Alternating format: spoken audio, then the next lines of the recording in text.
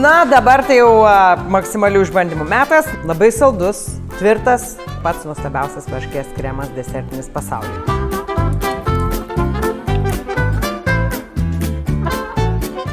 Šiandien kepsiu niekur nematytą varškės tortą. Ir čia ne šiaip sau kažkoks tai varškės pyragas, o nuostabus tortas, kuriame minkštus biskvitas ir fantastiškas plikytas varškės kremas. Ir šį fantastišką tortą gaminsiu su dvaro pieno produktais, nes iš tikrųjų juos labai mėgstu, naudoju visur, valgau ir tikrai visiems rekomenduoju.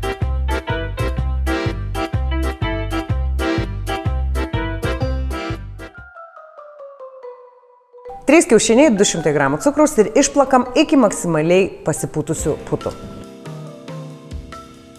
Reikia plakti maždaug 10 minučių, kad cukrus visas ištirptų ir baltymai gerai suputotų. Dabar kitas dalykas yra sviestas. Tai sviestą ištirpdysiu ir naudosiu 50 g sviestą. Taip, tai sviestas. Ir privalumas yra ne tik, kad šiaip labai skanus šitas sviestas, bet ir va, matot, čia viskas užmėta. Tai 50 g, nereikia sverti nieko. Ir ištirpinu. Ir ištirpdytą sviestą dabar lengvai plakant supilu į kiaušinių masę. Žiupsnelis druskos ir 200 g miltų. Miltus persijosiu. Ir taip pat 1 šaukštelis kepimo miltelių į miltus. Ir dabar su mentele lėtai jau be mikserio įmaišau miltus. Na, irgi nereikia pernelyg ilgai čia maišyti. Puikiai, nuostabi tešla, kuri tinka labai daugam, tokia biskvitinė. Ir dabar ją reikia kepsiu atsiegamoji torto formai. Lakštas popieriaus kepimo. Tada uždedu ir apkepu. Na ir kad tikrai niekas neprikeptų, dar truputėlį torto formą ištepsiu su sviestu.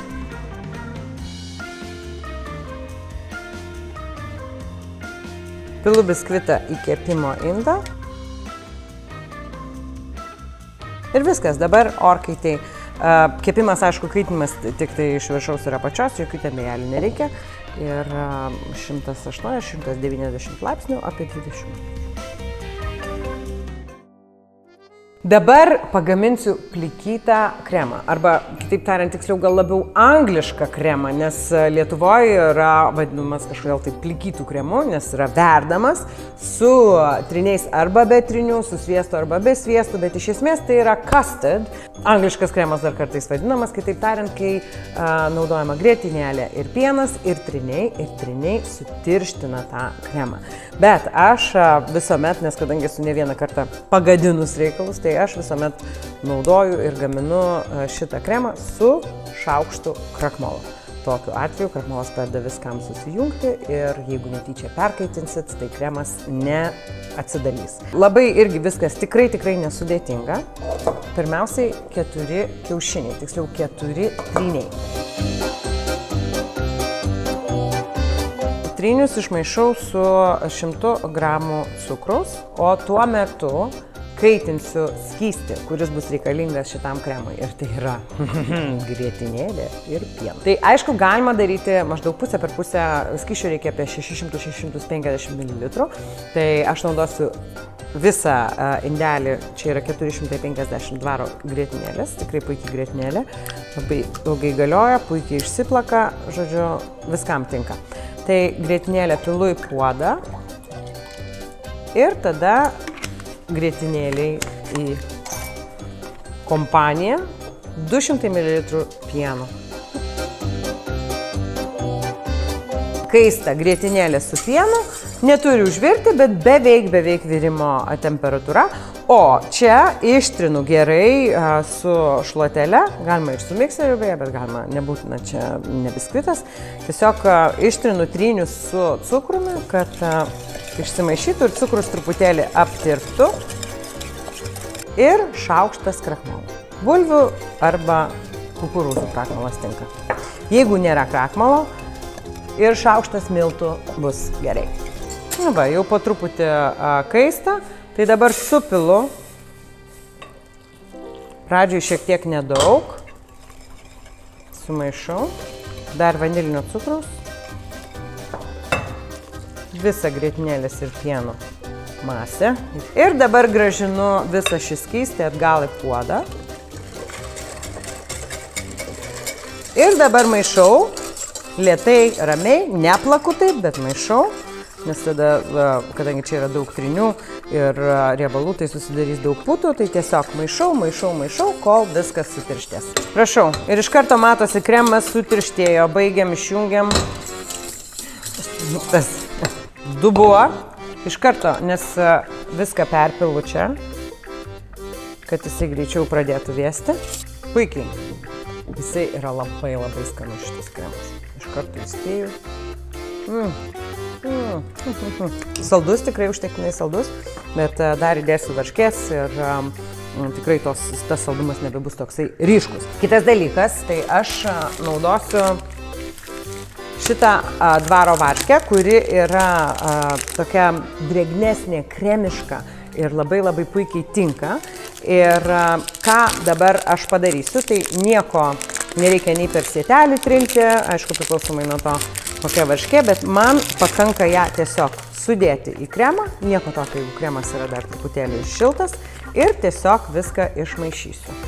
Labai tokia, matot kokia jinai, visai kitokia negu dvaro varškė pokelėje, kurią dažniausiai naudoju visokiam varškėtukam, o varškės kremam šita varškė yra nuostabi. Ir viskas, dabar tiesiog šitą varškę sumaišau, ištrinu su šituo kremu. Ir tai yra pats nuostabiausias varškės kremas desertinis pasaulyje. Pabandykit, pamatysit. Aš noriu, kad truputėlį jisai būtų tvirtesnis, todėl naudosiu 10 gramų želatinos. Tai yra maždaug pusė pakelio, kur būna želatina. Tai želatiną pilu į dubenėlį ir užpilsiu maždaug 5 šaukštais pieno.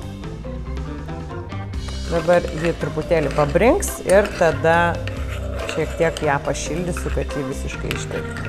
Želatina išbrinko, dabar reikia ją ištirpdyti, kad visiškai nebeliktų jokių želatinos grūdelių ir tada įmaišysiu šitą skystį į varškės kremą. Ir dabar žiūrėkit, šiaip tai kremas yra, ir tai yra svarbu, kad kremas būtų šiltas, kaip ir pienas su želatina irgi šiltas. Nes jeigu staiga jūs, pavyzdžiui, naudosite šaltą varškę ir šaltą kremą ir pradėsite pilti pieną su želatina į šaltą kremą, tai želatinas sušoks, neišsimaišys ir, žodžiu, dizasteris atsitiko, nelaimė. Nepavyks kremas. Tai todėl viską dariau, matot, ir kremo neatvėsinau iki galo, jisai buvo šiltas, įdėjau varškę, tada nukrito temperatūra, dabar yra maždaug panašios temperatūros ir maišau ir gražiai įmaišau visą šitą pieną su želatina į varškės nuostabiausią kremą.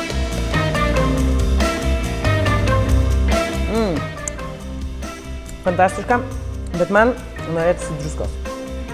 Nenorit, nedėkit. Man atrodo, kad druska labai gerai yra saldžiuose dalykuose. Jis subalansuoja, leidžia cukrui visų grožį atsiskleisti. Dabar biskvitas. Kai jį perpjauti, pjaunu per pusę. Kepkit 2 atskirus, gerai? Nedarykit kaip aš vieno. Toks vienas plonesnis, kitas storesnis, bet nesvarbu. Labai saldus, tvirtas, užtikrintas biskvitas. Bet aš noriu, kad truputėlį būtų to ir spalvelės, ir kitoniškumo, tai naudosiu juodųjų serbentų džemą. Dabar reikia pasiruošti torto formą. Ačiū irgi. Ir ištiesiau ją su kepimo su maistinė plėvele. Šitą paliksime viršui. Šitą dėsime į dugną.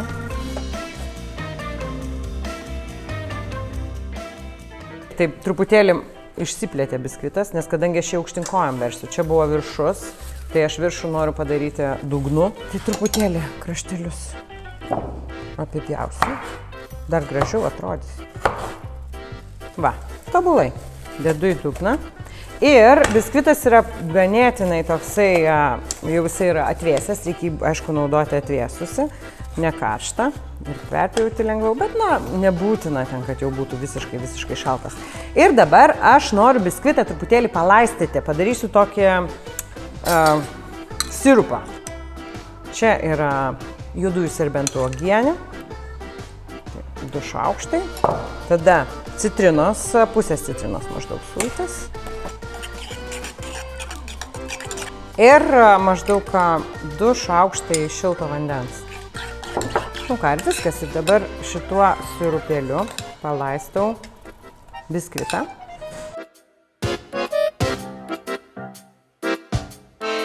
Ir čia bus viršūnėlė. Aš aišku taip truputėlį prapjoviau, ne visai tobulai.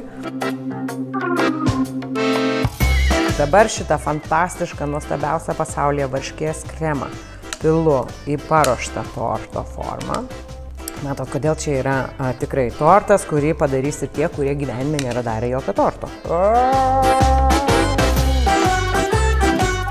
Ir dabar šitas puikus tortukas, čia dar ištraukiu, kad gražiai sustinktų viskas, keliauja į šaldytuvą per naktį, ar bent jau keletui gerų valandų, kad kremas nusiramintų ir sustinktų. Dabar taip, toksai triukas.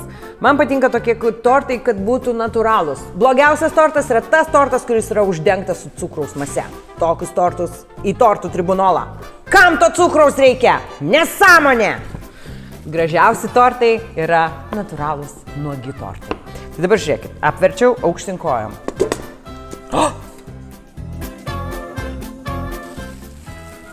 Labai gražus. O dabar neregėtas, nematytas tortų puošimo metodas. Ant torto padarome lizdą ir į lizdą įdedam kiaušinių.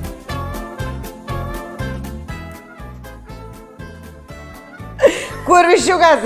Neškit viščiuką!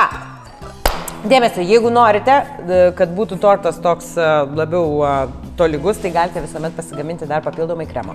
Kremas pasidaro išplakus grietinėlį ir sumaišus su varškyte. Galite dar įdėti netgi šiek tiek ir tos juodųjų serbentų uogienės. Tada gražiai aptepam tortą ir darot lizdelį ar nedarot, nežinau, padeda kažkokiu tai gardžių kiaušinukų, galima migdolų skiedrelių.